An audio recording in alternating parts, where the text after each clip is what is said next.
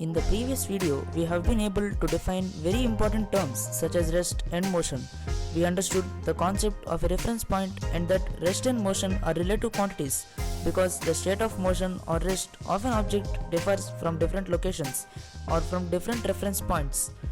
We also got to know that a reference point can be used to describe the position of an object and determine its state of rest or motion. Now, it is also clear to all of you that there are different types of motion as we have discussed in the last video. We have learned sufficient about rest and motion and defined these terms with simple meanings. But what is the main objective we need to achieve in this chapter?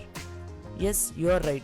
We have started the series in an attempt to find few physical quantities which help us to describe the motion of objects and also to distinguish between the motions of two objects. Imagine the motion of a snail and that of a plane. Think of differences between the two. Both the objects are moving, but there are differences between their motions too. We are still not able to describe the difference between the motions of two objects in terms of physical quantities. Thus, the initial objective because of which we have started this chapter has not been fulfilled with the first session itself. We now further proceed to our next session in the chapter motion, where we would deal with describing the position of an object by the help of a reference point, distance and displacement. This is Shashank and let's start our video without further delay.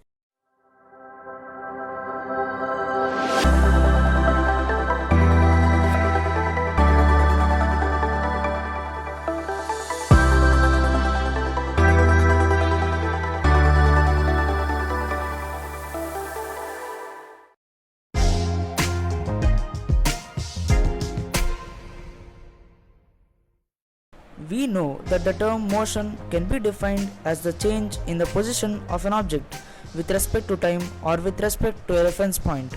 So before going on to try and describe the motion of an object, we have to first be aware of how the position of an object can be described.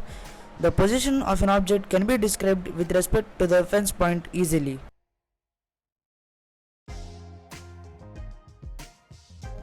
One of the easiest ways to describe the position of an object is with respect to a reference point. Let us now try to know how to describe the position of an object using a reference point. Consider an example where we assume that a school is 5 kilometers away from the airport in the west direction. When someone asks us the location or the position of the school from the airport, we would obviously point out to a route that extends to 5 kilometers in the west direction of the airport.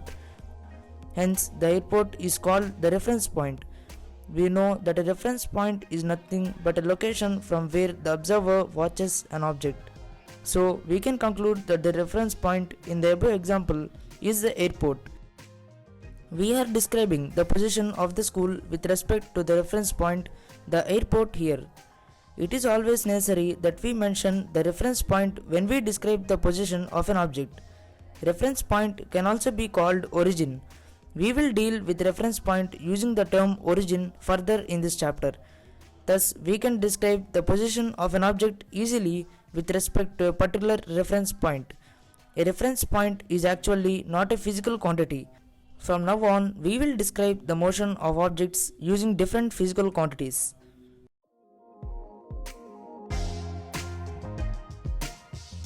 The simplest type of motion is probably the motion along a straight line. In this chapter, we are going to deal only with straight line motion. We will learn about circular motion at the end of the chapter, but till then we will try to understand only about physical quantities which help us describe the motion of an object which moves in a straight line. Consider the example of a car which changes its position gradually or is in motion starting from the origin. Let us say that the car stands initially at the origin and point A, B and C are the positions of the car at different instants of time. Firstly, the object, that is the car, starts at point O or the origin, passes through points A and C and reaches point B. Then the car again starts from point B and reaches point C back through the same route passing point A. As you see on the screen, point B is the farthest point from the origin, being 70 meters away from the origin. Point A is 35 meters away from the origin. and point C is only 25 meters away from the origin. Before calculating the distance and displacement, we have to define these terms. Distance is the length of the path covered by an object between one point and another point, while displacement is the shortest distance between the initial and final points. Now, can we calculate the distance that the car covered in the above example? Yes, the distance that the car covered will be the length of the path from point O or the origin to the point C, where the car stops at the end. We can write the following statements. Distance covered by the car is equal to OB plus BC. OB is equal to 70 meters, while BC is equal to 70 minus 25 meters, that is 45 meters. Then the distance covered by the car will be is equal to 70 plus 45 meters, that is 115 meters. We have calculated the distance covered by the car easily and successfully. Can we also calculate the displacement in the same way? Displacement is the shortest distance between the 2 points O and C in this case. The shortest distance between any 2 points will always be a straight line. Recall that the distance between O and C, as we have discussed before, is 25 meters. So the displacement of the car will be 25 meters. But what do distance and displacement have to do with describing the motion of an object? When an object's covered distances keep changing over time, it is said to be in motion. When an object does not cover any distance over time, it is said to be at rest.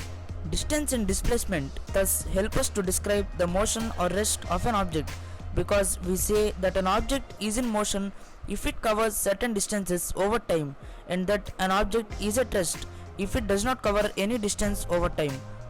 Distance and displacement also help us to derive some other physical quantities such as speed and velocity, which we are going to deal with in the next module. In this session, we are going to deal with the relations between distance and displacement as the last concept for today.